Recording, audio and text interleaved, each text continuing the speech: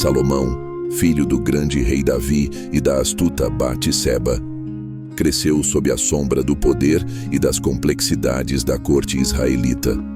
Desde jovem, testemunhou as intrigas palacianas e os desafios de governar um reino unificado sob a aliança divina. Quando Davi, já idoso e enfraquecido, sentiu a morte se aproximar, precisou agir rapidamente para assegurar a sucessão, pois Adonias, meio-irmão mais velho de Salomão, já se movimentava para reivindicar o trono, apoiado por parte da nobreza e até mesmo pelo general Joabe e pelo sacerdote Abiatar. No entanto, Davi, lembrando-se da promessa feita a Batseba e reconhecendo a sabedoria precoce de Salomão, decidiu garantir sua ascensão. Com a intervenção decisiva do profeta Natã, sempre próximo ao rei, e da própria Batseba, que apelou diretamente a Davi para que cumprisse seu juramento, os planos de Adonias foram frustrados. Em uma cerimônia solene, ordenada por Davi e realizada às margens do rio Gion, o sacerdote Zadok ungiu Salomão como rei, enquanto o povo jubiloso aclamava o novo soberano ao som de trombetas e cânticos. Assim, Salomão subiu ao trono de Israel, não apenas pela vontade de seu pai, mas também pela mão divina que o destinava a se tornar um dos maiores governantes da história de seu povo. Sua coroação marcou o início de um reinado que seria lembrado por sua justiça, esplendor e sabedoria incomparável. Logo após sua coroação, Salomão enfrentou o imenso desafio de governar um reino unificado, mas ainda frágil, herdado das conquistas de seu pai, Davi. Ele sabia que para manter a estabilidade e a justiça em Israel, precisaria de mais do que força militar ou astúcia política, precisaria de discernimento divino. Certo dia, enquanto oferecia sacrifícios em Gibeão, um dos principais lugares de adoração na época, Salomão teve um encontro sobrenatural. Na quietude da noite, Deus se revelou a ele em um sonho e com voz majestosa disse: "Peça-me o que quiseres que eu te dê." Diante dessa oferta extraordinária, Salomão poderia ter solicitado riquezas incalculáveis, vitórias sobre seus inimigos ou uma vida longa e próspera. No entanto, seu coração estava voltado para o bem do povo. Ele respondeu com humildade: "Senhor meu Deus, fizeste teu servo reinar no lugar de meu pai Davi. Mas eu sou apenas um jovem e não sei como governar. Dá, pois, ao teu servo um coração sábio para julgar teu povo, capaz de discernir entre o bem e o mal." Sua resposta comoveu profundamente o coração de Deus, pois ele não buscou benefícios egoístas, mas sim a capacidade de liderar com justiça. Então, o Senhor lhe declarou: "Porque pediste sabedoria e não longevidade, riquezas ou a morte de teus inimigos, eu te concedo um coração tão sábio e entendido como nunca houve antes de ti, nem haverá depois. Mas também te darei o que não pediste, riquezas e honra, de modo que não haverá rei igual a ti durante toda a tua vida." E assim foi. Salomão tornou-se não apenas o governante mais sábio de sua época, conhecido por seus julgamentos justos e provérbios profundos, mas também acumulou riquezas e prestígio sem igual, cumprindo a promessa divina. No alvorecer de seu reinado, quando os primeiros raios de sol douravam as colunas de mármore do Palácio Real em Jerusalém, um caso extraordinário chegou até o sábio rei Salomão. 2 guardas reais conduziam para o grande salão do trono 2 mulheres, cujos gritos e lamentos perturbavam a solenidade matinal. Uma carregava nos braços um bebê que chorava suavemente, enquanto a outra arrastava consigo o pequeno corpo sem vida de outra criança. As mulheres, ambas de vestes simples e olhos inchados de tanto chorar, se prostraram diante do rei. A primeira, de nome Raquel, ergueu o rosto banhado em lágrimas. "Ó grande rei, eu e esta mulher morávamos na mesma casa. Damos à luz com 3 dias de diferença. Na noite passada, ela rolou sobre seu filho enquanto dormia, sufocando-o. Então, em sua dor, trocou nossas crianças. A segunda mulher, chamada Leia, interrompeu com voz estridente: Não é verdade. O bebê vivo é meu filho e o morto é o seu. O salão do trono ficou em silêncio. Os conselheiros reais trocaram olhares perplexos. Não havia testemunhas do ocorrido, nem marcas que pudessem distinguir a verdadeira mãe. O próprio bebê, ainda muito pequeno, não podia falar por si. Todos os olhos se voltaram para Salomão, cujo rosto permanecia impassível como as águas profundas do mar. Após longos momentos de reflexão, durante os quais só se ouvia o tilintar das correntes de ouro que adornavam o trono, Salomão ergueu seu cetro. Tragam-me uma espada, ordenou com voz que ecoou pelas paredes do palácio. Um silêncio mortal pairou sobre a corte quando um soldado entregou ao rei uma espada reluzente. Salomão a examinou cuidadosamente, fazendo a luz dançar sobre sua lâmina. Então, com um gesto solene, declarou: Já que ambas reivindicam a criança viva e não há como determinar a verdade, dividiremos o bebê em 2 partes iguais. Metade para cada uma, e assim se fará justiça. Raquel caiu de joelhos, seu rosto distorcido pelo horror. Não, meu senhor, por misericórdia, entregue-lhe a criança, mas não a matem. Seu corpo tremia como uma folha ao vento, e suas mãos se estenderam em súplica. Leia, porém, cruzou os braços e respondeu com frieza: Que seja dividido, então. Não será nem meu nem seu. Nesse instante, os olhos de Salomão brilharam com compreensão divina. Parem, bradou, não matem a criança, entreguem-na à primeira mulher, pois ela é a verdadeira mãe. Seu amor materno falou mais alto que seu orgulho. O salão inteiro explodiu em murmúrios de admiração.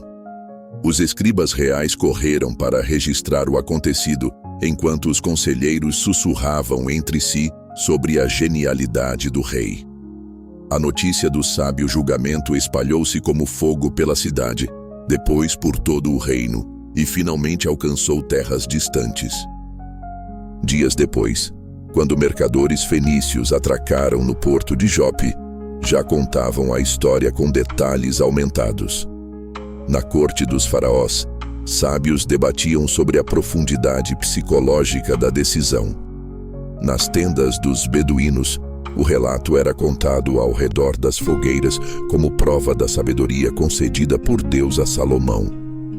Assim, o julgamento que começara como uma simples disputa entre 2 mulheres tornou-se a pedra fundamental da fama eterna de Salomão como o mais sábio de todos os reis, cujo nome seria lembrado por gerações como sinônimo de justiça e discernimento divino. No 4º ano de seu reinado, quando a paz e a prosperidade já estavam firmemente estabelecidas em Israel, o rei Salomão decidiu cumprir o sonho acalentado por seu pai, Davi: construir um templo permanente para o Senhor em Jerusalém. Este não seria apenas mais um edifício, mas uma morada digna da glória divina, um símbolo eterno da aliança entre Deus e seu povo. Os preparativos começaram com uma grandiosa cerimônia no Monte Moriá, onde Salomão reuniu os líderes de todas as tribos de Israel. Sacerdotes em vestes brancas imaculadas conduziram sacrifícios solenes, enquanto o povo cantava salmos de louvor. O local escolhido tinha profundo significado histórico. Era o mesmo onde Abraão havia oferecido Isaque e onde Davi havia construído um altar para deter a peste. Para esta obra sem precedentes, Salomão mobilizou recursos de todo o seu vasto reino. Ele renovou a aliança com Hirão, rei de Tiro, que forneceu os melhores cedros do Líbano. Milhares de trabalhadores foram recrutados, 30.000 israelitas em turnos mensais, 150.000 cananeus como trabalhadores forçados e 3.300 supervisores para coordenar os esforços. As pedras foram extraídas das melhores pedreiras reais e talhadas com perfeição antes mesmo de chegarem ao local da construção. O projeto arquitetônico seguia os planos detalhados que Davi havia recebido por inspiração divina. O templo media aproximadamente 27 metros de comprimento, 9 metros de largura e 13 metros de altura, com um pórtico impressionante que dobrava essa altura. As paredes internas eram revestidas com painéis de cedro entalhado com figuras de querubins, palmeiras e flores abertas, tudo coberto de ouro puro que refletia a luz de forma deslumbrante. O interior era dividido em 3 seções sagradas: o pórtico, o lugar santo e o santíssimo lugar. Este último, um cubo perfeito de 9 metros, abrigava a Arca da Aliança e era separado por um véu bordado com figuras celestiais. 2 majestosos querubins de madeira de oliveira, cada um com 4,5 metros de altura, com asas estendidas, guardavam o propiciatório. A dedicação do templo, após 7 anos de trabalho meticuloso, foi um evento que marcou época. Durante 14 dias de celebrações contínuas, Salomão ofereceu sacrifícios tão numerosos que não se podia contar. Quando os sacerdotes retiraram a arca para seu lugar permanente, uma nuvem gloriosa, a Shequina, encheu o templo, tão intensa que os sacerdotes não podiam permanecer para ministrar. Salomão então proferiu uma oração comovente, ajoelhando-se em uma plataforma de bronze especialmente construída, reconhecendo que nem mesmo os céus poderiam conter Deus, quanto menos este templo. O reinado de Salomão representou o ápice da glória de Israel, um período tão próspero e pacífico que ficaria gravado na memória do povo como a verdadeira idade de ouro da nação. Após consolidar seu trono e demonstrar sua sabedoria incomparável, Salomão transformou Israel em uma potência regional, não pela força das armas, mas pela astúcia diplomática, pelo comércio visionário e por uma administração eficiente que trouxe riqueza e prestígio sem precedentes. Ao contrário do reinado de seu pai, Davi, marcado por guerras constantes para unificar e expandir o território, Salomão governou em um tempo de paz duradoura. A Bíblia registra que Judá e Israel viviam em segurança, cada um debaixo da sua videira e da sua figueira. Essa tranquilidade permitiu que o reino se desenvolvesse sem as interrupções e destruições causadas por conflitos. Salomão fortaleceu suas defesas sem precisar guerrear, construindo cidades-armazéns estratégicas como Hazor, Megido e Gezer, que serviam tanto para a proteção quanto para o controle das rotas comerciais. Seu exército era formidável, com 1.400 carros de guerra e 10.000 cavaleiros. Uma demonstração de força que dissuadia qualquer nação de desafiar Israel. Uma das maiores estratégias de Salomão foi seu casamento com a filha do faraó do Egito, uma aliança que garantiu a proteção do sul do reino e abriu portas para relações comerciais com a terra dos Nilos. Ele também manteve uma forte parceria com Irão, rei de Tiro, que lhe forneceu madeira de cedro do Líbano e artesãos habilidosos para a construção do templo e do seu próprio palácio. Sua fama como governante sábio atraiu visitantes ilustres, como a rainha de Sabá, que viajou com uma grande comitiva carregada de presentes, ouro, especiarias e pedras preciosas, para testemunhar pessoalmente a grandeza de Salomão e colocar à prova sua reputação. Ao final de sua visita, ela declarou: "Não me contaram nem a metade. Tua sabedoria e tua prosperidade superam em muito o que eu havia ouvido." Salomão transformou Israel em um centro de comércio internacional. Ele explorou as minas de cobre de Edom, controlou rotas de caravanas que traziam incenso e mirra da Arábia, e estabeleceu uma frota naval em parceria com Irão, cujos navios viajavam até Ofir para trazer ouro, prata, marfim e até mesmo pavões para a corte real. Ouro, a A cada ano ele recebia 666 talentos de ouro, cerca de 25 toneladas, além dos tributos de nações vassalas e do lucro do comércio. Trono magnífico, feito de marfim e revestido de ouro puro, com 6 degraus e 2 leões de cada lado. Palácios suntuosos. Levou 13 anos para construir sua residência real, ainda mais luxuosa que o templo, com colunas de cedro e pavimentos de madeira nobre. Além das construções monumentais, Salomão patrocinou as artes e a literatura. Ele compôs mais de 1000 cânticos e 3000 provérbios, muitos dos quais foram preservados nos livros bíblicos de Provérbios, Eclesiastes e Cânticos dos Cânticos. Sua administração era tão eficiente que dividiu o reino em 12 distritos, cada um responsável por fornecer provisões para a corte durante um mês do ano.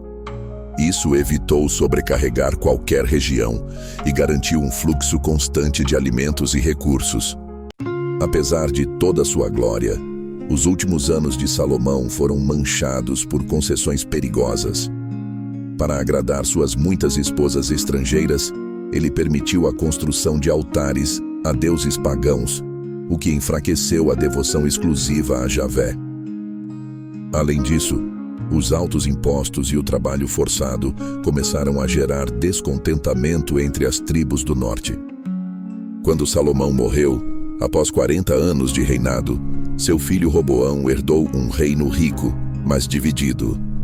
A insatisfação acumulada levaria à ruptura de Israel em 2 reinos, Judá ao sul e Israel ao norte. Mesmo assim, a era de Salomão permaneceria como o auge incontestável da história israelita, um tempo em que sabedoria, riqueza e paz coexistiram como nunca mais se veria. A fama de Salomão, como um perfume raro levado pelo vento, espalhou-se além das fronteiras de Israel, alcançando os ouvidos da poderosa rainha de Sabá. Seu reino, situado no extremo sul da Arábia, atual Iêmen, era uma terra de riquezas incomparáveis, famosa por suas minas de ouro, especiarias exóticas e o lucrativo comércio de incenso e mirra que percorria a rota das caravanas. Intrigada pelos relatos que chegavam através de mercadores fenícios, a rainha decidiu verificar por si mesma a veracidade dessas histórias extraordinárias. Preparou então uma caravana real como nunca antes vista. Centenas de camelos carregados dos tesouros de Sabá, barras de ouro puríssimo, âmbar, pedras preciosas do tamanho de ovos de pomba e especiarias tão valiosas que rivalizavam com o próprio ouro em peso. A viagem foi longa e perigosa, cruzando desertos escaldantes, onde demônios do vento assombravam os viajantes, e montanhas traiçoeiras habitadas por tribos nômades. Após semanas de jornada exaustiva, a comitiva real finalmente avistou Jerusalém, sua arquitetura deslumbrante reluzindo ao sol como uma miragem dourada. Salomão, prevendo sua chegada através de sua sabedoria, preparou uma recepção digna de monarcas. Quando a rainha adentrou os portões da cidade, ficou maravilhada com os jardins suspensos que flanqueavam o caminho até o palácio, onde fontes jorravam água perfumada com essências raras. Os degraus que levavam ao trono eram revestidos de lápis lazuli, e sobre cada um deles estavam esculpidos leões de ouro maciço. O encontro entre os 2 soberanos tornou-se lendário. A rainha, determinada a testar a famosa sabedoria de Salomão, propôs enigmas que desafiavam até os mais sábios conselheiros. "O que é?", perguntou ela. "Aquilo que é invisível aos olhos do rei, mas sempre presente em seu reino. Que pode ser medido, mas nunca contido. Que os pobres possuem em abundância, e os ricos necessitam mais do que ouro."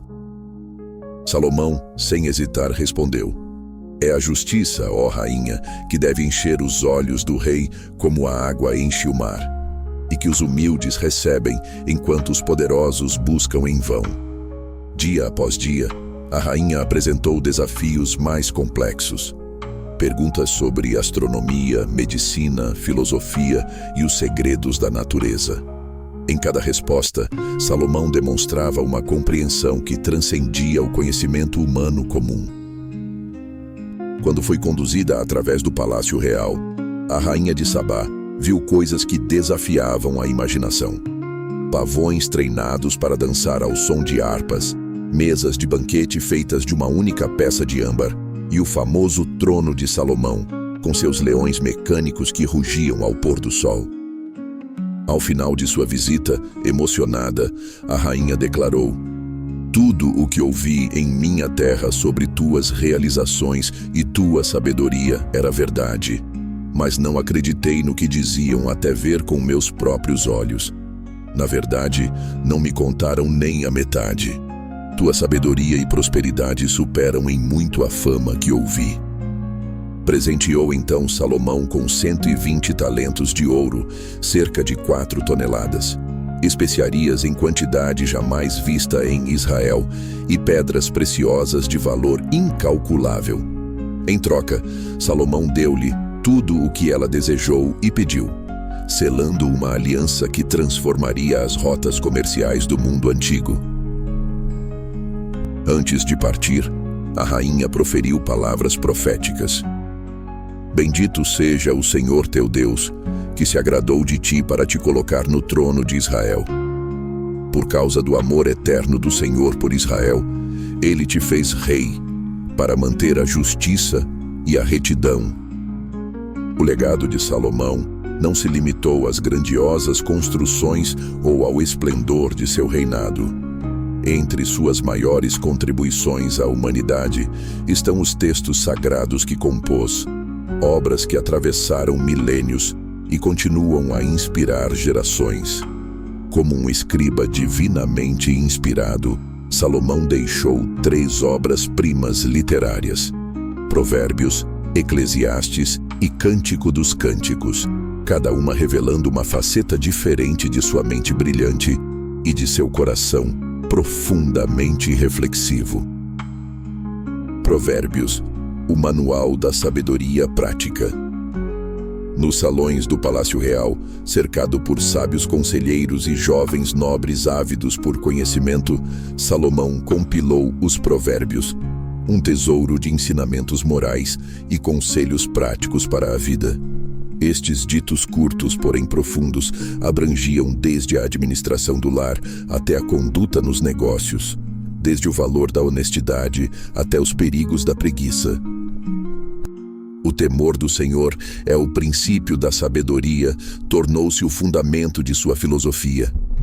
Ele contrastou a vida dos justos com a dos ímpios, exaltou a virtude da mulher sábia e advertiu contra os caminhos da insensatez. Muitos desses provérbios foram direcionados a seu próprio filho, como um testamento paternal. "Filho meu, não te esqueças dos meus ensinos e o teu coração guarde os meus mandamentos." Eclesiastes, a busca pelo sentido da vida. Em seus anos mais maduros, Salomão mergulhou em uma reflexão existencial profunda. Eclesiastes é o registro de sua jornada intelectual, um tratado filosófico onde ele questiona o significado da vida diante da inevitabilidade da morte. Ele havia experimentado tudo o que o mundo podia oferecer: riqueza, prazer, poder, conhecimento. E concluiu: vaidade das vaidades, tudo é vaidade. No entanto, em meio ao seu ceticismo, encontrou uma verdade eterna.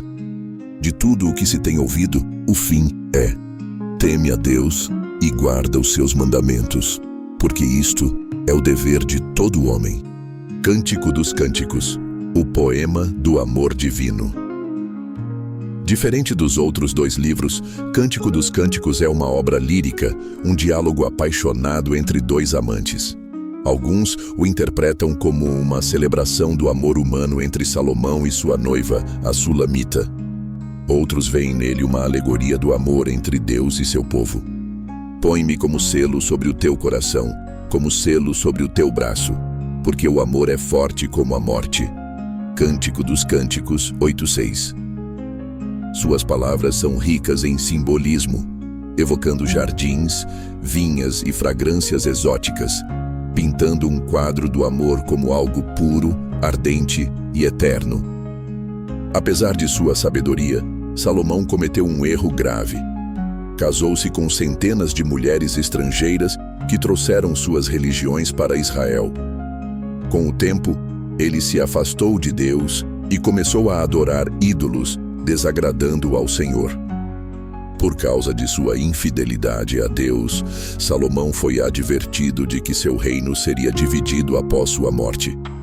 Embora ele tenha reinado por 40 anos, seu legado foi manchado por essa desobediência. Salomão morreu e foi sucedido por seu filho Roboão. Como Deus havia predito, o reino foi dividido em duas partes: o reino de Israel, ao norte, e o reino de Judá, ao sul. Mesmo assim, sua sabedoria e escritos continuam sendo referências até hoje.